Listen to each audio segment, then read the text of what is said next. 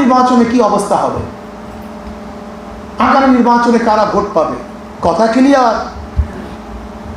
যারা সুশাসন কায়েম করতে পারবে তারা ভোট পাবে, যারা সুশাসন কায়েম করতে পারবে না তারা ভোট পাবে না। ক্লিয়ার কাট কথা। বিএনপি ভাবতেছে বিগত ইতিহাস থেকে যে বিগত দিনে বিএনপি এত ভোট পেয়েছে, আগামীতেও এত ভোট পাবেন।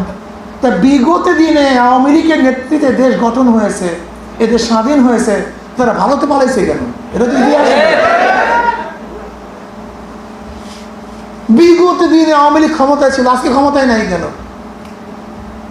বিগত দিনে বিএনপি ভোট পেয়েছে, আগামী তো ভোট পাবে সেই চিন্তা আছেন না কেন? মানুষ ভোট দিবে ওই যে ভোলাতে স্বামীকে আবদ্ধ করে তার স্ত্রীকে ধর্ষণ করার জন্য।